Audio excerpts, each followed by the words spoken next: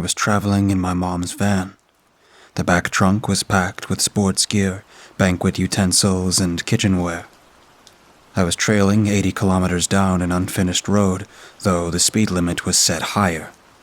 I had always felt uneasy traveling in places I'd never been because I had a tendency to miss a turn and get lost.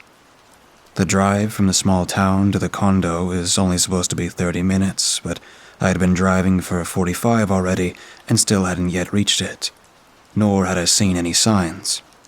It was a clear day on the road with a few clouds in the sky. The air was crazy hot, and my face was sweltering. I was already blasting the AC on the dash to its highest setting, and set all the vents pointing to my face and my pits. I didn't do well in the heat. It was not my decision to go out there at the time. My name is Weston. My family calls me Wes, or Wessie, if they want to get on my nerves. And a family reunion was the very reason for my long drive. Eventually, me, my family, my grandparents on both sides, a wide range of my cousins, aunts, and uncles would all congregate to a large and busy new condo being built out in the middle of the wilderness. One of my uncles had snatched it up right away as soon as it had been marked for sale. "The turnover will be massive," was something along the lines of what he said. They were only building a few of these properties out here as the place was previously a protected national park. Due to budget cuts, the conserved property line of the land was cut back, allowing for the sale of new infrastructure to be built around the deeper parts of the park. And who wouldn't want a beautiful, small, secluded mansion in the middle of the forest? I had been allowed to show up a few days earlier before the rest of the family arrived in order to prepare the house for them. I had most of the amenities, while my cousin, Reese, had shown up the previous day with a truckload of food. So together, we could just unpack everything, explore, and hang out by ourselves until the rest of the family arrived. This would have been the relaxing bit of vacation if it were not for the fact that I hated Reese. Reese was like the frat boy without a fraternity, the jock without a team, the gangster without a gang, the bully without a crew, a one-man band of off-key violins, kazoos, and broken bagpipes. Just an all-around pain in my neck. That, and he hit on my sister at the last family reunion. It was so awkward for everyone involved, as my sister was ignorant to his advances. She was thinking that his motives couldn't possibly be anything but innocent, because we were all cousins. The road swerved around a sharp bend, and suddenly I saw the turnoff. I slammed the brakes, and dry dust from the tires flew into the air. I looked back at the driveway and did a 6-point turn on the narrow road to maneuver the van back around. I rolled into the large dirt driveway, still partially under construction. The lot was quite huge. I could see a large pile of bulldozed trees and rubble in the corner. The driveway would have definitely been big enough for some of my uncles to come. They owned large motorhomes and camper vans that were basically small homes all on their own. Unlike the road, the house and the yard were essentially completed. Though it was 2 stories high, it didn't quite peek over the trees, leaving it shaded, and still well hidden. But it was no quaint cabin in the woods, and was built modern style. I could hear a faint thumping of bass coming from the upper floor of the house. Good to know Reese had settled in. I parked and clambered out of my van, grabbing a large duffel bag of gear and started lumbering up towards the house with it. The music got louder as I entered through the door, and I started yelling for Reese. "Hello? It's Wes," I shouted. I received no answer, and immediately started losing the energy to care enough for his attention. I dropped off the bag in the corner of the room and went back to the van to continue to unpack things. Miraculously, Reese appeared after bringing in the final lawn chair into the house. "What's up, cuz?" He raised an open bottle of beer to me. "Good to see you made it." He offered a second unopened bottle to me. I shook my head no. "I don't drink," I stated. I was pretty sure he knew already.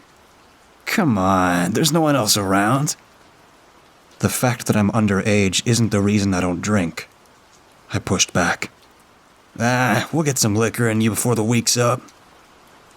I groaned at the thought of him and some of my uncles tiredly pushing beer down my throat. I doubt that, but I didn't want to antagonize him more. "Which one's your room?" I asked. "Top floor, the big suite. I claimed it for myself. First come, first serve." "Great, then I'll pick the one opposite." He flipped me the bird and smiled. He then chugged the rest of his first beer and belched as he started to open the other one. I believed he was being deliberately extra immature in my presence. I made my way to the basement, which had a billiard table and a couple more rooms. I thought of playing a game, but I didn't know where the balls were, and I would either play by myself or with Reese. I'd prefer a nap. I put my pack in a nice, quiet room in the corner. It was almost soundproof, as I could barely hear Reese's bass thumping through the wall. I was tired, sweaty, and hungry. I changed my shirt and cursed myself for not bringing more clothes, as I didn't account for how many I would soak through. Back then, I was slightly bigger and didn't have a lot of muscle. I just got out of high school, and without gym class, I was just starting to let myself go. I went upstairs to the kitchen looking for food. The kitchen contained a lot of snacks, a freezer full of meat, some cupboards full of junk food, and a fridge full of beer. 2 full of beer. There wasn't a lot of room for other food of actual substance. Who gave Reese the shopping list? I went to find him. There was a living space on the 3rd floor, and he had already set up the gaming console to play some first-person shooter. "You know there's going to be some kids at the reunion, right? What are they going to eat?" I asked. Don't worry about that. They got hot dogs and cheese." He raised the controller at me. "Want to play a few rounds?" "Nah, I'm starving. I guess I'll make some hot dogs then." "Oh, me too, thanks. And extra cheese." I didn't say anything. I knew that if I had made food just for myself, Reese probably would have claimed it from me. I retreated back downstairs and started boiling some water for the hot dogs. It was my preferred way of cooking them. I began toasting the buns and realized the oven elements and the toaster were just adding to the already sweltering temperature. I looked for the thermostats while I contemplated sweating on Reese's hot dog. I couldn't find it along the walls. However, as I was looking around, I noticed the kitchen had a large glass sliding door that faced a pool. I looked eagerly at the cover on the top, wondering if it had been filled already and if the filters were set yet. I walked over to the glass and stared longingly.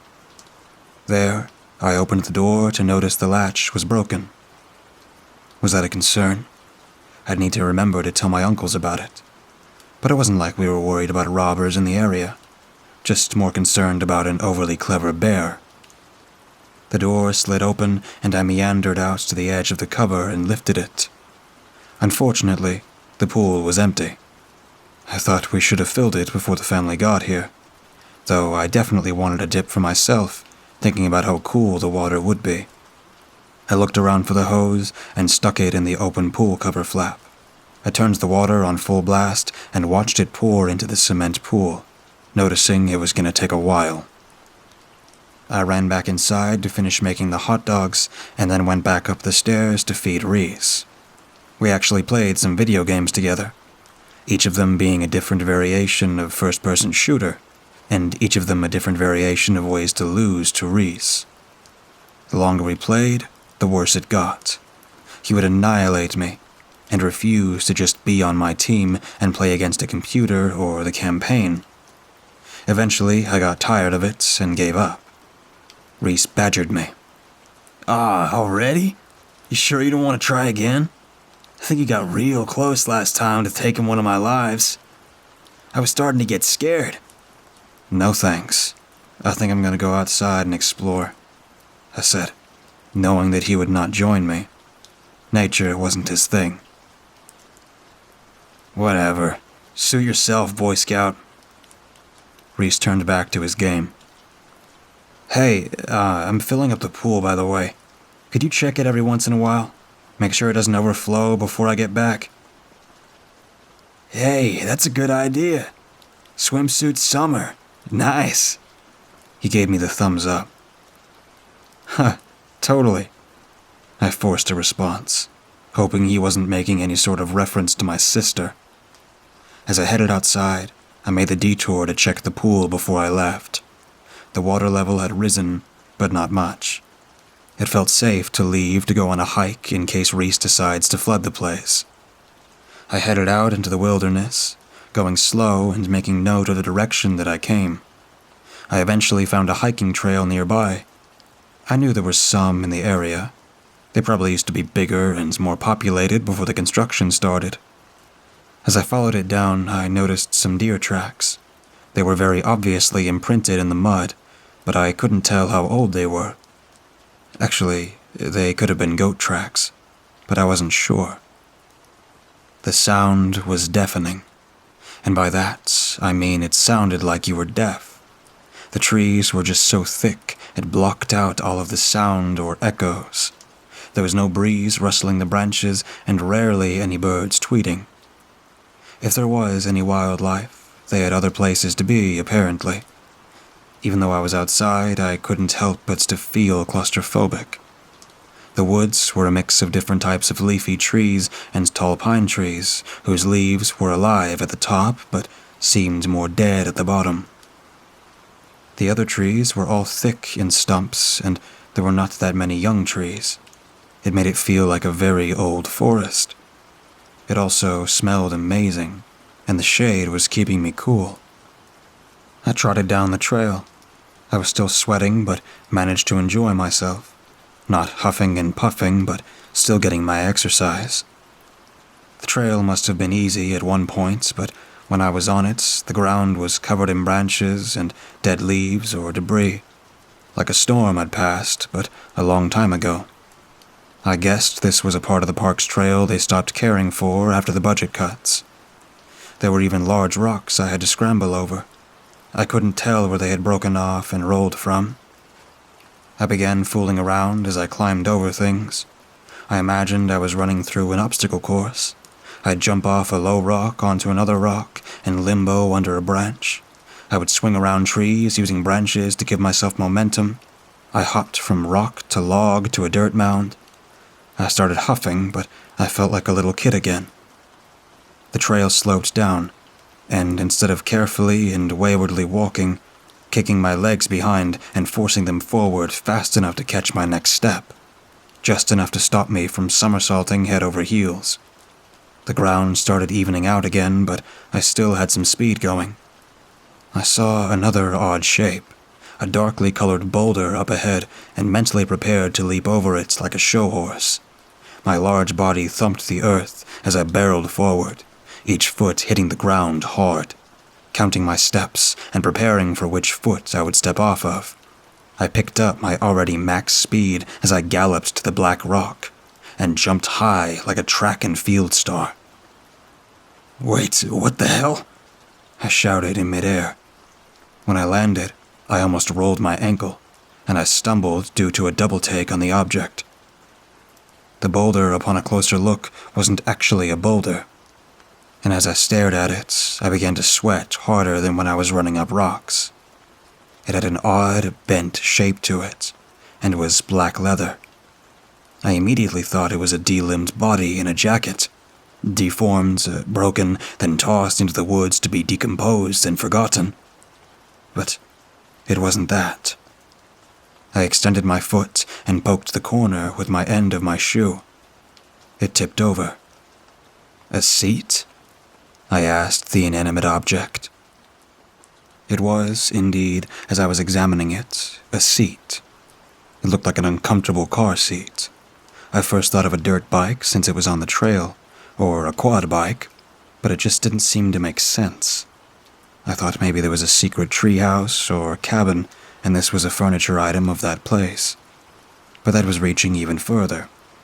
Maybe something exploded and it landed here, and there's all sorts of vehicle parts all over the place. My mind continued its mental gymnastics, making up more and more impossible things to the backstory of the seat. But then it instantly was recognizable. A seat to heavy machinery, like a backhoe, a bulldozer, or excavator.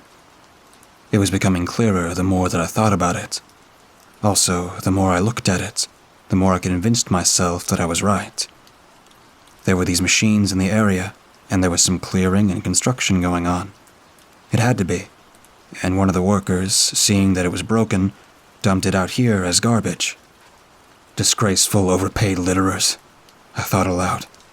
But that didn't really make sense either. There was a dump truck for all the forest debris, and they could have just put it in there. And if they were going to dump it, why all the way out here? I bent over to touch the leather armrest and rolled it over. It was shredded on the opposite side.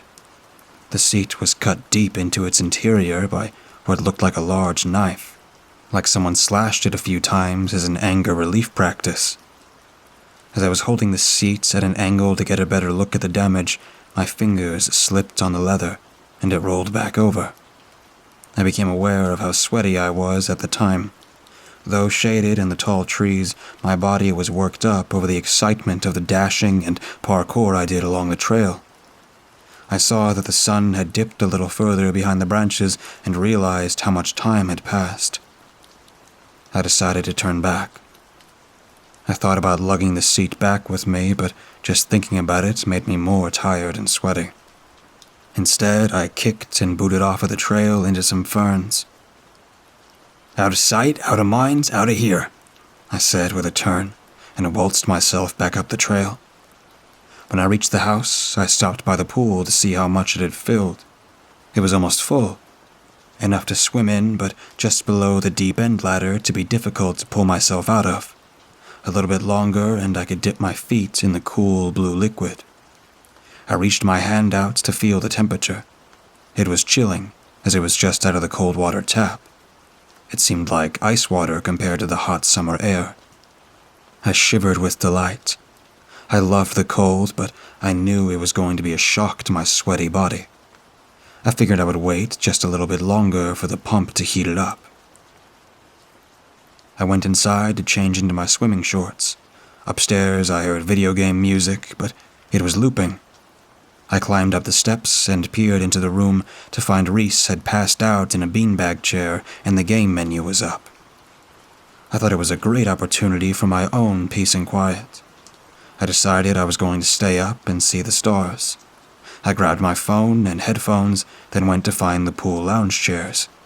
I set them up around the deck side and got comfy in the one farthest from the house in the shadow of a tree. Shame they couldn't leave a few more trees for shade, I thought out loud. I shifted the pool chair to add more of a recline and got comfy in it. It was one of those sort of hammock types where you feel like you're falling into it. I turned on the tunes and started playing some dumb puzzle game on my phone.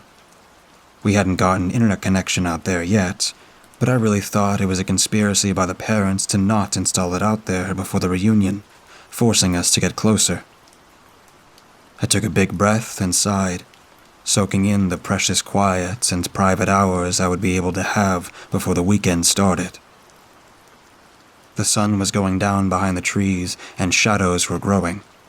I was disappointed I wouldn't be able to see a nice sunset, but figured the stars would be worth it anyway. It would be wonderful to see them without the city light pollution. Out here, the only lights were from my phone and the window on the third floor of the house.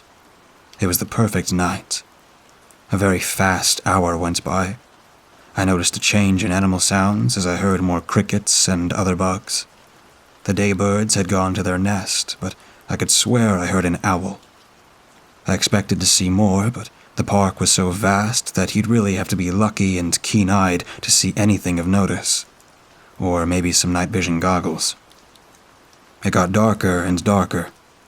Eventually, I noticed one after the other little stars started to appear. I turned off my phone and set it down so I could let my eyes adjust to the smaller ones. Just minutes and a few blinks later, the Milky Way showed itself, and it was gorgeous and huge. After a while, I started feeling very small and aware of myself. My mind slipped into retrospective thoughts and existentialism. Overthinking, I began to be mindful of my loud breath and started to breathe on command. But the breath I heard wasn't mine. I looked towards the house. The light was still on. Reese still should have been up there. I peered across the still pool water, but didn't see anything towards the dark trees. I looked away from the house and more towards the direction behind me, the direction of the deeper woods. Just then, I thought I saw a quick flash of eyes reflect in the dark. My back muscles tightened, and my hair stood up. I instantly started sweating more than I had all day. I kept on staring into the nothingness, hoping that I didn't actually see anything, or that it would go away. But then I heard a twig or a branch snap, and I instantly remembered the existence of bears and cougars. I gripped the sides of my chair, my body and mind debating whether I should slowly peel away or make a mad, crazy dash to the door. A blast of air hit the side of my face, and I freaked. I tried to jump off the lounge chair, but I fell. My legs slipped through the space in the slots of the chair, and my ankle was caught in the folds. It felt ironic at the time because it felt like I was caught in the latches of a bear trap and was about to be eaten by a bear. But it wasn't a bear. When the thing came out of the darkness, it towered over me. I'd say it was almost 9 feet tall and embodied the word darkness. Every inch of it was covered in jet black, wispy hair. As it lumbered nearer, the hairs swayed like water. Its face was covered in the hair as well, but I could see its eyes, beady, black, and expressionless. Where I assumed its mouth was supposed to be, dripped with saliva that landed by my feet. Though it stood on 2 legs, its arms were gangly and hung down to its ankles. I screamed. My arms pushed myself backwards in a clumsy manner. I sometimes slipped, and I would slam my elbow into the concrete. But pain was not the first thing on my mind. I gained a little bit of distance from the creature. I could see it breathing heavily and fast. It pivoted towards me, and its knees bent, getting ready to pounce. I scrambled away faster, kicking my trapped legs, trying furiously to fling the heavy chair off. Instead, I managed to land my foot on the ground and gave a hard push. I propelled myself backwards enough to land on the edge of the pool, my tailbone hitting the corner before I splashed into the water. I sank and looked up in fear. I waited for it to follow me in, but through the surface, I saw its black silhouette against the starry sky and pushed away from the wall, swimming towards the center of the pool. With my clothes heavy and the chair still wrapped around my leg, I began to sink. I was running out of air. I pushed my arms harder against the pressure of the water. My chest hurt. It was cold. I felt my ears start ringing and my head wanted to explode. I kicked ferociously at the chair that entangled my leg. My shoe at that point had soaked with water and had become heavy enough to easily slide off. After that, it was easy to slip out of the plastic folds that had grasped me. With the chair gone, a dead weight was dropped from my body, and I finally was able to gain some momentum upwards. A final exacerbated push from all 4 of my limbs let me breach the surface. I sputtered and gagged from the droplets that lined my throat. Violently retching and treading water, my body ached for the desire for a steady ground to puke on. Gulping the fresh night air, I slowed my thrashing. With the whitewash gone and my eyes cleared, I turned back to where I fell. To my dreaded horror, the demon figure was still there at the edge of the pool. Its paws or hands had clutched the corner of the water, leaning forward with freakish intent. Almost a statue, and made no noise, but I could see its chest pulsating quickly in the dark, like a tired dog panting after a run. I expected it to growl or bark as I stared at it, but I still couldn't make out a mouth amongst its black fur-covered face. Not wanting to see its teeth, I turned and started paddling towards the opposite side of the pool. Very quickly, out of the corner of my eyes, I spotted movement in the shadows. Was it trying to meet me at the other side? Terrified, I turned my attention away from the edge to see legs. The creature moved so swiftly, running on all fours and taking giant, almost graceful strides. It was about to reach the edge of the pool closest to me. I immediately stopped paddling towards it. I braced myself for it to pounce on me and imagined suffocating in fur, water, and possibly sharp teeth piercing my skin. The creature did not slow down as it neared me. It charged and with one hand grabbed the edge of the pool, and with the other it reached out and swiped me. I screamed. It did not come closer, but I couldn't help but to shut my eyes in fear.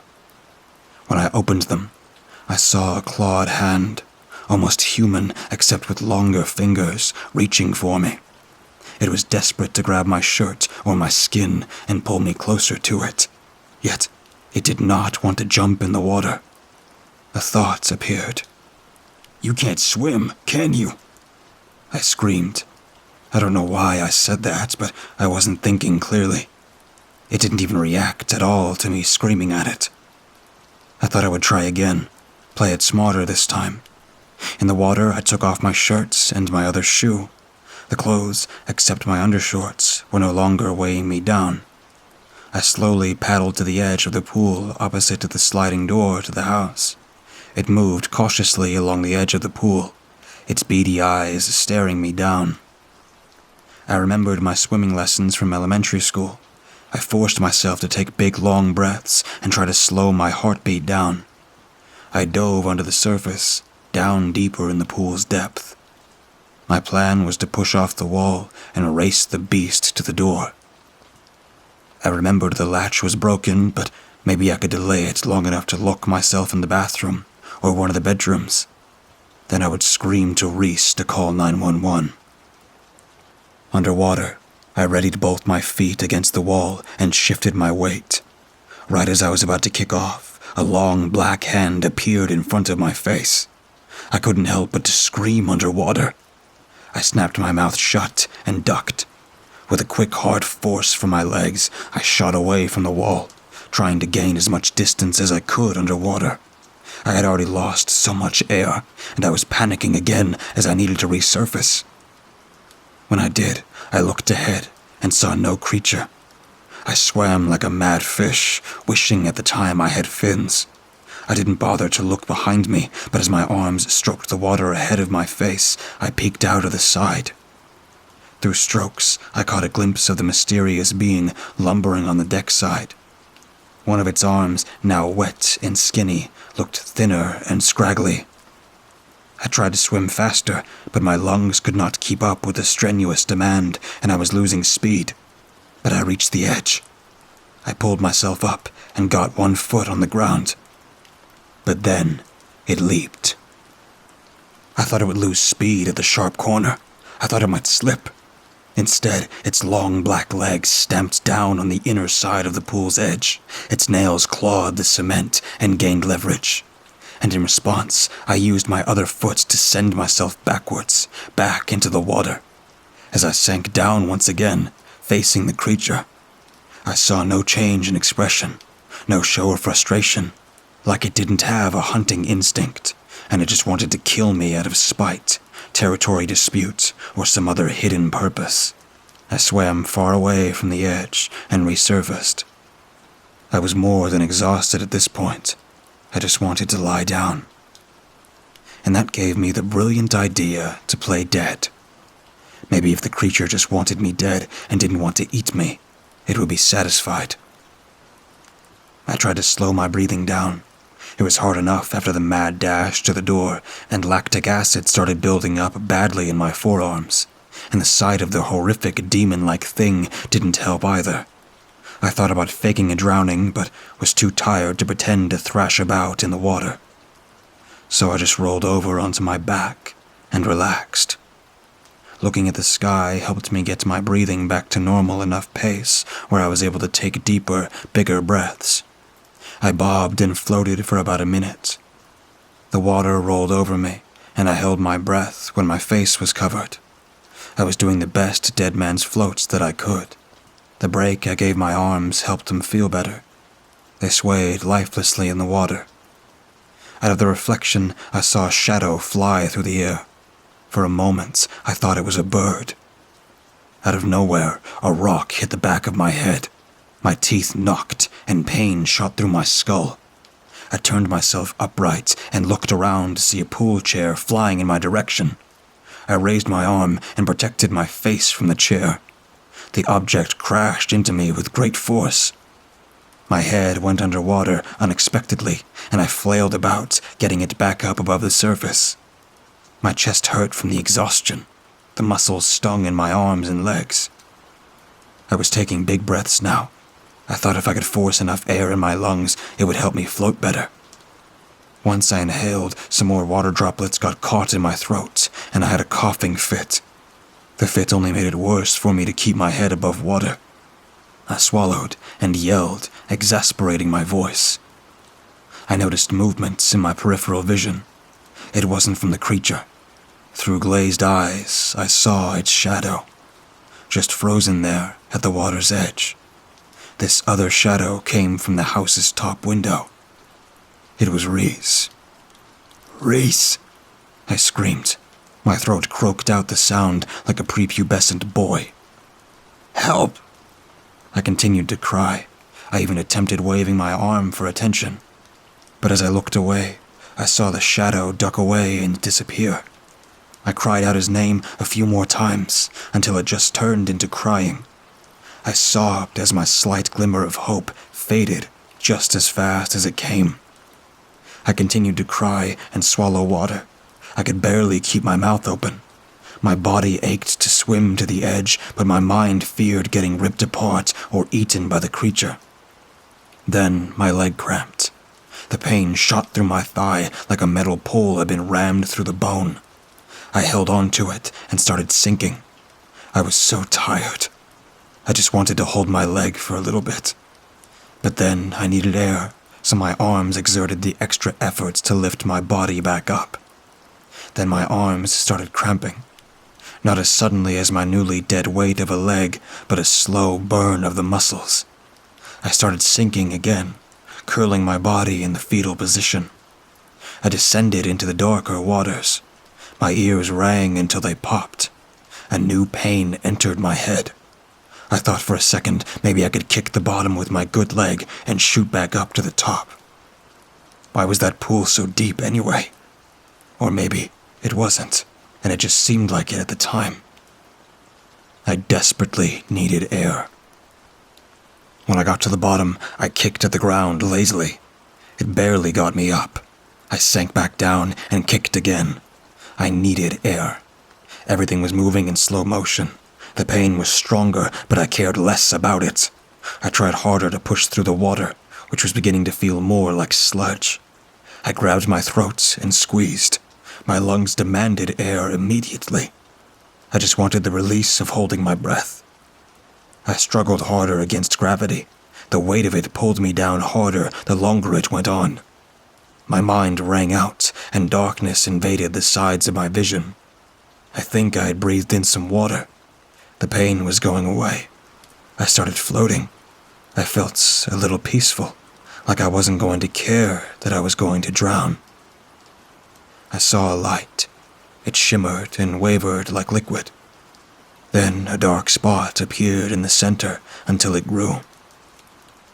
Then I saw nothing. It was actually 2 days later when I woke up in the hospital. I saw my sister and my cousin talking to each other while sitting in 2 chairs next to my bed. My sister's back was to me, and Reese was leaning in, speaking in a low-tone voice. I stared at him for a long time before I coughed. Reese looked up. "Oh, hey," he said as he caught my eyes. My sister turned to see me and gasped. "You're awake? Thank God." She got up and awkwardly hugged me while I was in bed. That's when I realized all my muscles hurt, and I could barely move. "I'm gonna call Mom and Dad," she said as she grabbed her cell phone from her chair and left the hospital room. Reese just kept looking at me. I stared back. "What happened?" I asked. "What do you mean?" he said in a stern and cold voice. "You went for a swim, you got cramps, then you drowned. I called out for you. The monster." "What are you talking about?" He cut me off, while he glared hard at me. "I saw you walking around in the pool, and I called the cops. I don't know CPR, but I got you out of the water." I started stuttering my words, baffled and wondering if I was crazy. I clearly remembered the sound and sight of that creature. "If you saw me struggling, why didn't you come out earlier?" My voice squeaked.